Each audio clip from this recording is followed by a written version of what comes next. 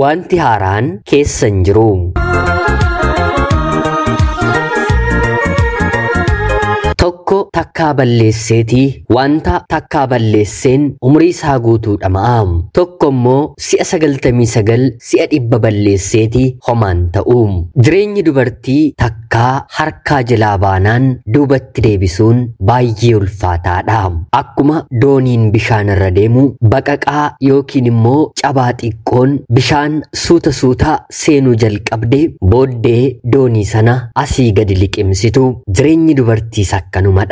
Ulaa xiqqoo dubartiin ofiif banatteen wanti takkaa bante gadi ishee nyaata. Dubartoota tokko tokkoof immoo carraa ta'ee otuu akka fe'e ta'anii utaalanii burraaqaniyyuu carraan jireenyaa fuula isaanii irraatiin galagalchitu. Haa ta'uutii garuu uumama namaa ilaaluutu bareeda mitiire jalqaba badee umarratti kan tole ofirraa kaasees hiriyoota koorraa kaasees kan hin arge hin qabu. Dur kutaa 6 kutaa 7 yeroo barannu gowwaa dubartiin yeroo isheetti hin fayyadamne gatiin qabdu kan jechaan ture. Har'a garuu gowwaan dubartiin akka koo lafa kanarra hin jirtu. Maqaa koo himeen miti akkanumaanuu seenaa koo yeroon dubbadhu namni na beeku hedduu jira. Cubbuu abbaa keetus sitti darbe naan jedhu. Haadhaaf abbaan koo ana waliin ijoollee 4 dhiira 2 fi durba 2 qabu. Ani kan hin dhaladhu sadaffaarratti. Dhuma kiyya irratti kan dhalatu obboleessa quxisuu tokko nan qaba. Obboleessa koo isa quxisuu kana waliin anaaf inni mana maatiin keenya ni guddisanii keessatti diina waliiti jechuu ni dandeenya. Waluma irratti waan dhalanneef ta'e hin beeku gonkumaa anaaf inni walii hin gallu. Abiddaa fi cidii nun jechuun ni danda'ama. Hanga walitti buunee wal reebnee wal quufnutti ijoollummaa keenyaatii kaasee walirraan kaanu. Keessumaa qofaatti wal argannee jennaan maatiin obboloonni keenyi gaafa mana hin jirre anaa fi obboleessi koo waliyyuu dhiigsinaam. Maatiin koo quxisuu kee dadhabdee naan jedhu. Haa ta'uutii garuu dhiira waan na ta'eef humni isaa jabaadha. Ta'us garuu tole jedheen harka hin kennuufi. Dubbi irratti dogongora xiqqoo ani mana keessatti hojjedhee jennaan dachaa godhee haadha abbaa koo obbolaa kootti naaf himaam. Hinumaa mana barnootaa keessatti immoo akka tasaa ta'ee ijoollee dhiiraa waliin miila koo fuudheen deemeera taanaan obboleessa koo miti hiriyoonni obboleessi koo na arganiiru taanaan obboleessa kiyyatti himu inni immoo dachaa godhee torbeetiin jijjiiree maatii kootti naaf himaam. Abbaan koo poolisiidha. Harka isaatti nama hin galchiin nama jedhamu beektu abbaan koo nama akkanaadha. Gaafa waa'ee koo waan xiqqoo dhaga'u ol kaasee gadi na buusee na tumaam. Tumaan isaa akka maatii warra kaanii arcummee ulee qabatee miti. Kanuma ittiin hattuu fi kashlabbee rukutuun asii gadi abbaan koo na rukutaam. Anis ta'e obboloonni koo ijoollummaa keenyaa kaasnee kanumaan rukutamaa reebamaa waan guddanneef keessumaa immoo ani sodaa waan hin qabneef rukuttaa reebicha isaa sana bareeraam. Yoon balleesse hinuman reebaman jedhaam. Reebamuu waantan bareef immoo wanti gara biraan mana keenya kan dhufu waan hin jirreef dhimma isaati jedheen waantan barbaade balleessu ijoollummaa kootii kaasee shaakaleeraam. Haati kiyya gaarummaa gaarii anaaf qabdi. Haa ta'uutii garuu balleessaan koo isheef obsan kennuum. Baay'een ishee aarsaam. Baatu galtu waa'ee egeree koo ijoollummaa kootii kaasee dhiphachuu jalqabdeem. Obboloota koo warra kaan abalullee akkanadha abalullee akkanadha jechuu dandeessiim. Waa'ee koo garuu akkanadha jechuu hin dandeessum. Sababiinsaa immoo dubartii raafamtuu jeeqamtuu ta'een reebichi uleen abbaa kiyyaa amala haaraa natti baaseeraam. Har'a balleesseera taanaan uffata dachaa godhee uffadheen abbaa koo eeggadhaam. Gaafa na rukutu bakka na rukutu waan hin beekneef hanga hin danda'e qaama koo guutuu uffata furdaa uffiseen eeggadhaam. Dirmammuun abbaan koo ijoollummaa kootti ulee poolisii sanaan na rukute hanga har'aatti dugda koorra jira yoon jedhe namni na amanu hin jiru. Bakkisaa gugurraacha'ee jiraam. Kanuma keessatti iyyuu ta'een duubatti hin deebi'u. Guyyaa guyyaan nan balleessaam. Wanta na hin galchine keessa seeneen yaada mataa kiyyaan dhiyeessaam. Abbaan koo mana dhaalaan maatii isaarraa fudhate qooddate keessa nu hin jiraachisaam. Manni sun mana bal'aadhaam. Darbee kutaawwan kireeffaman gara 9 ta'an ni jiru. Barattoota kutaa 9 haga 12ffaa baratan maatiin isaanii baadiyyaa ta'anitu mana keenya kireeffatanii galu. Maarreegaa mana 9 jechuun yoo xiqqaate barattoota 25 oltu mooraa keenya keessa galaam. Anaa fi obboloonni koos barattoota dhamitiire tokko isaanii barnoota kan danda'ani bira deemne akka nu qayyabachiisan hojii manaa akka nu hojjechiisan baay'ee barbaannaam. Keessumaa immoo ani ijoollee dubartootaa waliin yeroon bulu nan qabaam. Maatiin koo hagasi sanatti gammadoo ta'uu baatanis nan qayyabadha jedheen oduu isaan waliin umrii kootiin hin madaalle dhagahuu bareen dhaggeeffachaa halkan isaanii waliin ciisuu kan hin jalqabe reefu barattuu kutaa 4 ergan ta'ee jalqabeetiim. Kana qofaa mitiim.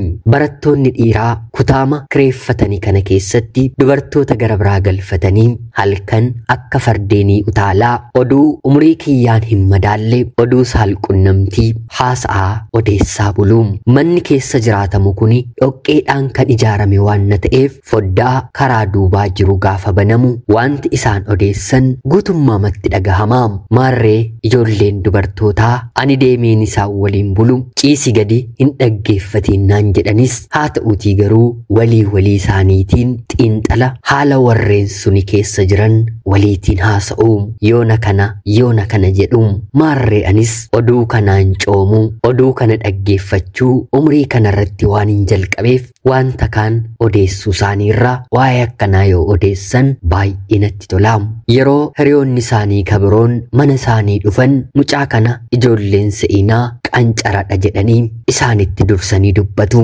Sababiin isaa immoo oduu fedhe keessa darbee waan hin seenuufi anis yaada mataa kiyyaa waan hin kennuufi gaaffiin itti baay'isaam. Waan hunda nan gaafadhaam. Waa'ee haala ittiin dhiirriif durbi waliin ciisum gochaadhaan arguu baadhus haa ta'uutii garuu waan hunduma isaa fixeeraam. Kana qofaa mitiim. Yeroo umriin koo waggaa 14 ta'u yookiin immoo kutaa 6ffaan baradhu immoo ijoolleen kuni moobaayilii qabu. Moobaayilii isaanii keessatti fiilmii saalqunnamtii hiriyoonni yookiin immoo jaalalloonni isaanii kennanii fi yeroo waliin ilaalanis anis maal ta'a yoon ilaale jedheen waliin fiilmii akkanaa ilaaluu jalqabeem. Kana qofaa mitiim. Yeroo deemanii jaalalleewwan isaanii waliin bulan kana goone akkana goone yeroo jedhan gadi taa'een dhaggeeffadhaam. Oduun isaaniis baay'ee natti tolaam. Hanga galgalaa'ee maatii koorraa adda ba'ee yookiin isaan biratti hin galgaleeffadhutti yookiin immoo deemeen isaan bira bulutti nan ariifadhaam. Torbeetti yoo xiqqaate guyyaa 2 guyyaa 1 nan bulaam. Haati kiyyas beektee akka ani achi hin bulleef galgala keessa geessee hojiin ajajjiim. Dafee fixeen hin qayyabadhumoo jedheen itti mufadha yookiin hanga abbaan koo dhufutti yoo abbaan koo mana sirreessaa bula ta'e immoo dubartoota kana waliin hin bulaam. Kana qofaa mitiim. Dubartoonni kireeffatanii galan mana 2-3 waan ta'eef oduu mana tokko jiru mana tokkotti hin geessaam. Isaan akkas godhumoo ishiin akkasidhamoo hanga jedhanii dubbatanitti oduu walitti hin fuudhaam. Kana qofaa mitiim. Waa'ee fiilmiiwwan akkanaallee dubartoota kanatti nan haasa'a. Gochaanis kan hin danda'u ittiin argisiisaam. Gariin lammata mana kanan seeniin jedhanii yeroo na ari'an gariin immoo kan biraawo jedhanii na gaafatu.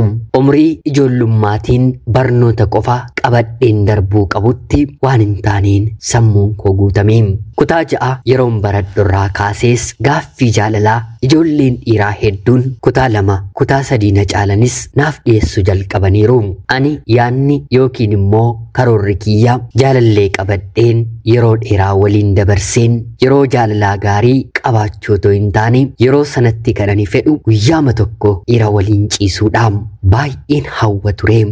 Fedhii guddaatu na keessa jiraam. Waan ittiin dubartoonni kun ilaalan fiilmiidhaan natti argisiisan jechaan natti dubbatan ollaatii sagalee isaan dhagahu ofiis gochaadhaan raawwachuun barbaadaam. Dhiira na gaafate kamiifiyyuu barnoota kutaa 6 haga 8 baradhuutti gaaffii jaalalaasaaf toleen jedham. Inni kunis fireendii koodha inni sunis fireendii koodha naan jedham. haa ta'uutii garuu na waamee na dhungachuufillee laphee kan godhate ijoollee na gaafatan dargaggoota kana keessa hin turre.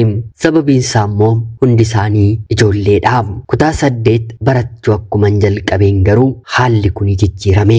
Haati kiyya dhukkubsattee mana barnootaa guyyaa 2 hafeen ture. Barsiisaan maqaan waamu nama guddaa ta'e ijoolleellee qabu. Ijoolleen isaallee nu waliin baratan maaliif haftee biirootti kottuutii na beeksisinaan jedhee gara biiroo isaatti dhawaame. Tole jedheen hiriyoota koo 2 qabadheen gara biiroo isaa yeroon deemu isin immoo maali jedhee yeroo isaaniin gaafatu ishuma waliin dhufneerraa jedhanii yeroo deebisanii fi kan ani barbaade ishee duwwaadhaa warreen kaan deemaa jedhee biiroo keessaa baase. Kana qofaa miti maaliif haftee jedhee na gaafate. Anis sababa kiyya yeroon dhiyeessuu fi harka kiyya qabee ofitti na butee rifeensa koo tuttuquu harma koo tuttuquu teessuma kiyya tuttuquu jalqabe. Otuma harka kiyyaan isan dhorkuu arraba kiyyaan jecha tokkollee otoo hin dubbatiin uffata kiyya jilaa yookiin immoo paantii anarraa baase. Kanaan anis dhiiran beekuu kana duratti yeroon jedhuuni sobduu maaf sobdanaan jedhee anis dhugaa madhan jedheeni. Kanaan naannoo kara biiroolee waan jiraniif sagalee dhageessisuu waan dandeessuuf yeroon si waamu bakkan siin jedhetti dhuftanaan jedhee. Tole jedheen miiran arge sanatti gammadeen biraa deebi'ee. Kanaan guyyaa biraa mana barsiisaa hiriyaasaa ta'e tokko hin fuunee furtuu harkaa fudhatee ganama yeroon mana barnootaa seenu balbala irra dhaabbatee hiriyoota koorraan addatti na waamee sa'aatii akkanaatti mana barsiisaa abaluutti koottuu balballi banaadha keessan jira keessa seenii naan jedhee. Tole jedheen sa'aatiin naan jedhetti dareetii yeroo boqonnaa bakka ta'een deema jedheen dabtara koo fudheen mana barnootaa keessaa baheen bakka sana deemee fedhii kiyyaanis barbaadeen yeroo jalqabaaf wal qunnamtii saalaan raawwadhe kabaja kiyyas barsiisaa kanaaf nan kenneefi. Kanaan kan dhaabbate miti. Furtuun mana kanaa naaf kenname torbeetti si'a 2 yookiin 3 barsiisaa kana waliin wal arguu jalqabne. Kana gidduutti garuu wanti dubartiif hin oolle yeroon barnootaan kutaa 8ffaa baradhu gadameessa koo keessatti daa'imni hafee. Barsiisaa kiyya kanatti illee yeroon himu amma dafii bakka akkanaatti baasinaan jedhee warra ulfa baasan deemee icciitiidhaan mari'atee deemeen ulfa sana ofirraatii baasisee.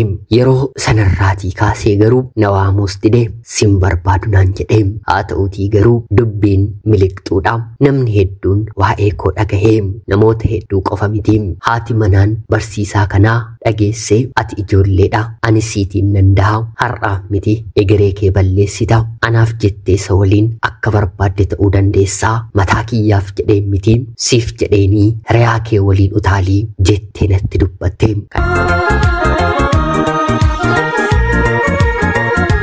Kana qofaa miti darbitee abbaa kootti darbitee haadha kootti intala keessaniif adaba godhaa abbaa manaa koo waliin akka barbaadde taatii jechuun maqaan koo hawaasa keessatti badee. Guyyaa kana abbaan koo dhagahee hin reebetoon taane na quncisee afaaniif funyaaniin dhiiga na baasisee dugda koo quncisee ollaatu harka isaarraa na qabee badeen mana akkoo koo mana haadha koo torbee tokko ciisee. Sanaan booddee lamuu gocha akkanaatti hin deebi'u jedheen maatii koo waliin araarameen barnoota kootti deebi'een barachuutti fufee.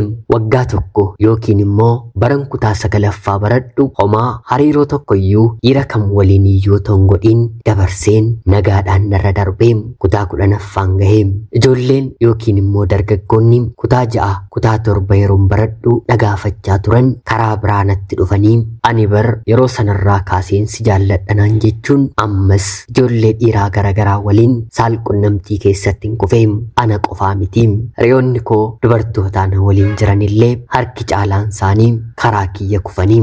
Ammas dhukkubni koo fedhiin kiyya kuni deebi'ee natti ka'ee barataarra darbeen barsiisaarra darbeen hojjetaa abbaan ani bira hin geenye hin qabu. Abbaan koo sa'aatii na dhaga'u hundatti hinuma na quncisaa hinuma na tumaa reebbitiisaa bareen fakkeessuuf jala taa'een boo'a malee na dhukkubee miti.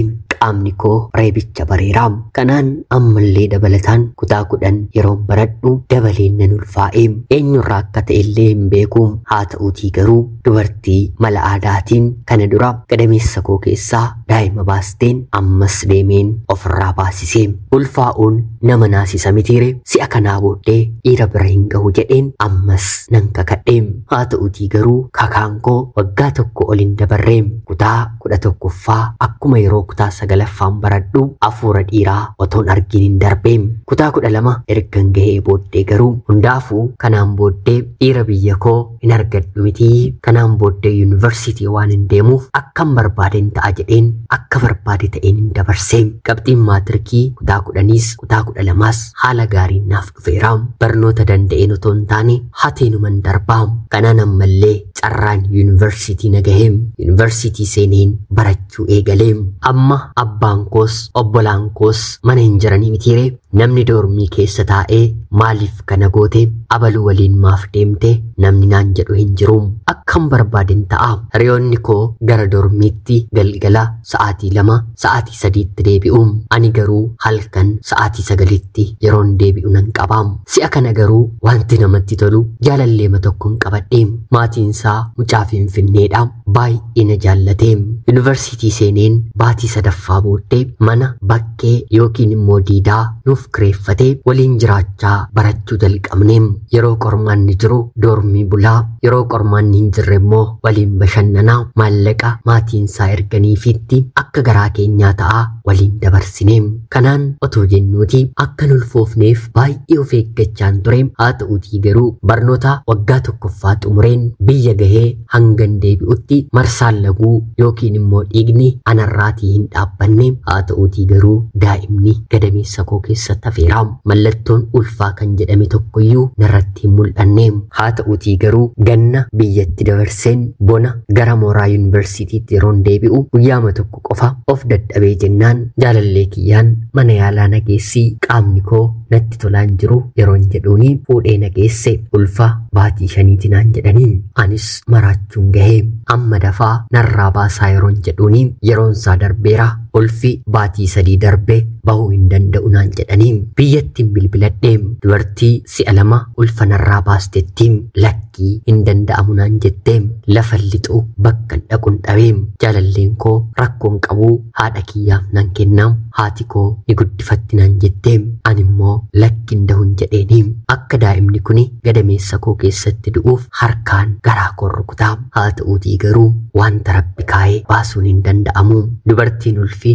garaadhaan hin ciistu ani garaadhaan hin ciisaam kana qofaa mitiim daa'imni gadameessa koo keessatti hafe lakkuu ijoollee 2 dhaam baatii 6 booddee ulfa akkan ta'e barattoonni leen irratti baraniim ijoolleen biyya koo dhagaanii maatii kiyyatti akkan himneef jecha barnootas nan dhaabee da'umsi kiyya yeroo gahu jaalalleen kiyya gara mana maatii isaatti nageessee daa'ima nan daheem maatiinsaa haatiif abbaansaa isa waliin ijoollee 3 qabu ilmi quxusuu qaban jaalallee kiyyadha homaa rakkoon qabu nuti eebuu ijoollee qabnaa ijoollee keessiif guddisnaa barnoota keetti deebitee seeraan barattanaan jedhanii abdiyyuu naaf kennaniiruum anis nagaadhaan ijoollee koo 2 kana nan daheem jaalalleen kiyyas isheerraa fagaachuun qabu jedhee yuunivarsiitii kan barachaa jiru dhiisee qabxii qabu fidatee maallaqa kanfalee magaalaa Finfinneetti barnoota isaatti fufeem daheen baatii 4 baatii 5 yeroon ga'u garuu jaalalleen koo natti jijjiiramuu jalqabeem anis haalli egeree koo akkam ta'aa maatii kiyyatti argitee nageenya buufannee maaliif maatii keenyattis hin araaramnuu yeroon jedhuuni waan kana maatii koo waliin hin mari'adha malee qofaa kiyya kan hin murteessuu danda'umti naan jedheem maatiinsaa akka nuti waliin jiraannuuf barbaaduum haa ta'uutii garuu duubatti jechuu jalqabeem barnoota isaa barachaa otoo jiru carraan biyya hambaa tokko dhufee fi otuma qoosuu piroosesii jalqabeem carraan sun milkaa'ee fi baatii 3 keessatti gara biyya hambaatti malee sanaan booddee sin beekuu sin barbaadus sin fuudhus jireenya haaraa asitti eegaleera naan jedhee suuraa dubartoota hedduu naaf erguu jalqabeem anis irraa abdiin kutadheem waggaa tokko ijoollee koo maatii isaa biratti ergan guddifadhee booda hundaafuu kana ni qabame ijoollee kana qabadheenii maatiin isaa immoo ijoollee kana guddisuufis fedhii qabu maaliif jireenya mataa koo hin jiraadhu jedheen maallaqa goyyomseen maatii isaarraa fudheen kanan hojjedha sanan hojjedha jedheeniin gara biyya hambaatti imala koo taasisee ijoollee koottis garaattiin jabaadhee kaleessa bifumti kooyyuu hanqaaquu fakkaataam har'a garuu ajaa'aa hanqaaquun fakkaadhaam finnisni fuula na guutee fuula koo irratti gurraacha'ee dubartiin fakkaadhu maatiin koo haati kiyyas abbaan kiyyas waa'ee koo waan dhagahaniif isheen dhala keenya miti naan jedhanii jala muranii natti dubbataniiru obboloota kootti haasa'uun barbaadu bilookkan isaan godhaam eenyu waliinuu wal arguuf fedhiin qabu ani nama ta'u mataa kiyyaafis namaafis ijoollee koofis nama fayyadu miti maallaqan hojjechaa jiru kanallee calluma jedheen akkaawuntii biyyaa baneen dhufetti irratti hin galsa malee waan tokkoyyuu itti fayyadamaan jiru uffata kophee dibata warruman ani waliin jiraadhu waliin hojjedhutu naaf kennaam kanaan ala jireenyi koo maaliif harka kiyyaan jiruu koo egeree koon balleesse jedheen quba koo of nyaachaan oolaam wantan dabarsetti baay'een gadda baay'een gaabbaam har'a hiriyoonni koo baratanii eebbifamanii maatii isaanii gammachiisanii hojii qabataniiru ani garuu sa'aatii eebbifamuuf waggaan tokko naafetti barnoota koo dhiiseen carraan kun na mudate ani marsaa laguu kan hin beeku dhiigni yoo jiraatedhaam edaa dhiigni calluma jedheellee qaama keessaa dhangala'uu ni danda'a sun na goyyomsee daa'imni godhadhe egeree koo balleessanii garuu isaan maal godhanii anumatu maraatuu ta'een umrii ijoollummaatii kaasee waan hin taaneen sammuun kiyya guutamee jeeqamtuu ta'een ijoolleen kiyyallee haadha abbaa ishee biratti akkan guddanneef sababan ta'ee namni namaaf hir'ateetii mataa isaaf guutuu ta'a ani garuu mataa koofis namaafis ta'uu hin dandeenye wantin ijoollummaa kootti shaakaluu jalqabe umrii koodhaa malee dubbii odeeffannoo gara gurra kootti sassaabuun eegale akkan umrii kootiin jiraanne umrii koo malee waan hin taane akkan jalqabu egereen koo akka kufu egereen koo akka laamsha'uuf sababan ta'ee har'a biyya ormaa jiraachuu ergan jalqabee waggaa sadaffaa koo eegaleeraam maatii koo waliin erga wal argee waggaa afuriif walakkaa lakkoofsiseeraam tarii namni yoo jijjiiramillee nama barbaada mitiire ani fedhii jijjiiramuus ta'e fedhii jiraachuu gonkumaa na keessa hin jiru mee hiriyoonni koo seenaa kiyya dhaggeeffattan immoo yaada keessan naaf qoodaam namoonni hedduun naannoo kiyyaa yuunivarsiitiitti ijoolleen biyya koo na waliin baratan waa'ee koo sirriitti beeku gaarummaan otoo hin taane hammeenyaanii cidha ijoollee na waliin barachaa turanii yeroon argu yeroon dhagahu keessi koo akka inni madaa'u keessi koo akka inni gubatu isinitti himuu hin danda'u jireenya gaarii fayyaalessa jiraachuu otoo hin danda'uuti harka kiyyaan abidda kana hundumaan qabadhee ana obboleettii keessan biyya hambaarraatii ulfaadhaa nagayaatti galatoomaa.